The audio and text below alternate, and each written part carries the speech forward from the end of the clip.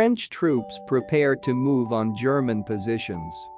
The Battle of the Somme, also known as the Somme Offensive, was one of the largest battles of the First World War. It was fought by the armies of the British and French empires against the German Empire, and it took place between 1 July and 18 November 1916 on both sides of the upper reaches of the River Somme in France. In the week leading up to the battle, over 1.5 million shells were fired. More than 1 million men were wounded or killed, making it one of the bloodiest battles in human history. In December 1915, Allied commanders had met to discuss strategies for the following year and agreed to launch a joint French and British attack in the region of the River Somme in the summer of 1916. A 45,000-pound mine, 2-ton, under the German front-line positions at Hawthorne Redoubt, is fired 10 minutes before the assault at Beaumont-Hamel on the first day of the Battle of the Somme. The mine left a crater 130 feet, 40 meters, across and 58 feet, 18 meters, deep. July 1, 1916. The location was mainly chosen as it was where French and British forces on the Western Front met, but the German attack on the French at Verdun in February 1916 forced Britain to take the lead in the Somme Offensive. British troops go over the top in a scene staged for a newsreel film on the battle. 1916. A 7-day preliminary bombardment began on 24 June 1916 in an attempt to cut the barbed wire in front of the German lines and destroy trench defenses and artillery. In the week leading up to the battle, over 1 men of the Royal Irish Rifles rest during the opening hours of the Battle of the Somme. July 1, 1916. 5 million shells were fired. The British believed that the Germans would be so shattered by this massive bombardment that British troops would be able to cross no man's land and occupy the German trenches. British 34th Division troops advance on the first day of the battle. Haig instructed General Rawlinson to prepare for a rapid advance. However, the British guns were too thinly spread to achieve this goal, and around 2/3 of the shells were shrapnel, which were largely ineffective against the concrete dugouts. The British trenches, manned by the 11th Battalion, the Cheshire Regiment, near La Boisselle. To make matters worse, it has been estimated that as many as 30% of the shells failed to explode. The British artillery was also unable to neutralize the German artillery, which would prove critical on the first day of the battle. An artillery depot behind German lines. 1916. On July 1, 1916, the first shots were fired in what would become one of the bloodiest engagements in human history, the 141-day Battle of the Somme. In most places, the artillery bombardment had failed to cut the German barbed wire or damage the defenders' dugouts. Artillery barrages light up the sky during the attack on Beaumont-Hamel. July 2, 1916. Some senior commanders, not convinced that the inexperienced soldiers of new armies, newly recruited, could cope with sophisticated tactics, ordered the infantry to advance in long, close-formed lines. German machine gunners emerged from their intact shelters and mowed down the oncoming British infantry. Wounded British soldiers returned from the front lines. The only substantial British success was in the south where, using more imaginative tactics and helped by the French artillery on their immediate right, the 18th and 30th Divisions took all their objectives, and the 7th Division captured Mametz at Thiepval. The 36th Ulster Division seized the Schwaben Redoubt but was forced to withdraw because of lack of progress to its left and right. Indian Cavalry of the British Army. 1916.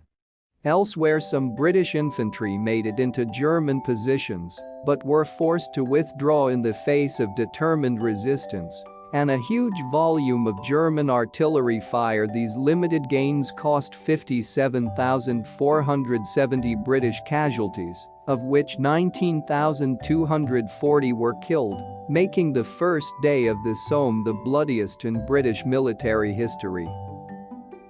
Mametz Wood was the objective of the 38th Welsh Division at the Battle of the Somme. The division took 4,000 casualties capturing the wood. The French 6th Army had 1,590 casualties, and the German 2nd Army had 12,000 losses, but there was no question of suspending the offensive with the French still heavily engaged at Verdun. Soldiers sit in the trenches of the wood called des Fermes in the Somme. The British did not achieve the quick breakthrough their military leadership had planned for, and the Somme became a deadlocked battle of attrition. The lack of a decisive breakthrough on the opening day resulted in attritional or wearing out fighting during the following 2 months. German troops carry Lewis gun equipment. The remainder of the battle was characterized by relentless British attacks and equally determined German counterattacks. By mid-September, the British were ready to assault the German third line of defenses with a new weapon, the tank. Gas-masked men of the British Machine Gun Corps with a Vickers machine gun. Objectives for 15 September included the Fourth Army's capture of the German defenses at Flers and the seizure of Goudecourt, Les Bouffes, and Morville. The Canadian Corps of Gaux's reserve army was to take Courcelette. An aerial view of a French offensive.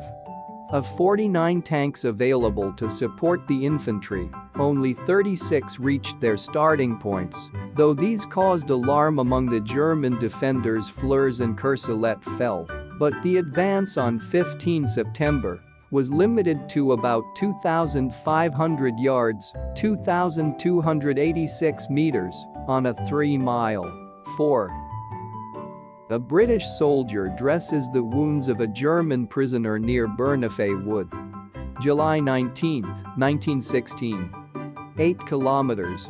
Front. The Germans retained Morville and Les Bouffes for a further 10 days and the offensive stalled. A French soldier peers over the edge of a trench. The last act of the Somme Offensive took place in the Ansar sector from 13 to 19 November. The operation went ahead, despite repeated postponements, largely because it was hoped that a late British success might create a favorable impression at the Inter-Allied Conference at Chantilly on 15 November. Canadian troops fixed bayonets before going over the top to assault German positions. Although the Germans were weakened, the Allies failed to achieve all of their objectives, and the war was to continue for another 2 years. British survivors of the battle had gained experience, and the Belgian Franks learned how to conduct the mass industrial warfare, which the Continental armies had been fighting since 1914. A German field telephonist relays artillery requests from the front lines. The Continental powers had begun the war with trained armies of regulars and reservists, which were wasting assets. Crown Prince Ruprecht of Bavaria wrote, "What remained of the old first-class peace-trained German infantry had been expended on the battlefield." A piper of the 7th Seaforth Highlanders leads 4 men of the 26th Brigade back from the trenches after the attack on Longueville. July 14, 1916. A war of attrition was a logical strategy for Britain against Germany, which was also at war with France and Russia. A school of thought holds that the Battle of the Somme placed unprecedented strain on the German army, and that after the battle it was unable to replace casualties like for like, which reduced it to a militia. Soldiers crossed the River Ansar during the Allied attack on Thiepval Ridge. September 1916. The British and French had advanced about 6 mi 97 kilometers, on the Somme, on a front of 16 mi, 26 kilometers, at a cost of 419,654 to 432,000 British, and about 200,000 French casualties, against 465,181 to 500,000, or perhaps even 600,000 German casualties. German prisoners carried British wounded during the assault on Trones Wood. Until the 1930s, the dominant view of the battle in English-language writing was that the battle was a hard-fought victory against a brave, experienced and well-led opponent. Winston Churchill had objected to the way the battle was being fought in August 1916. Lloyd George, when Prime Minister, criticized attrition warfare frequently and condemned the battle in his post-war memoirs.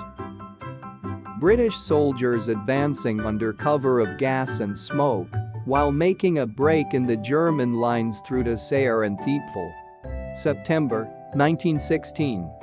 In the 1930s, a new orthodoxy of mud, blood, and futility emerged and gained more emphasis in the 1960s when the 50th anniversaries of the Great War battles were commemorated.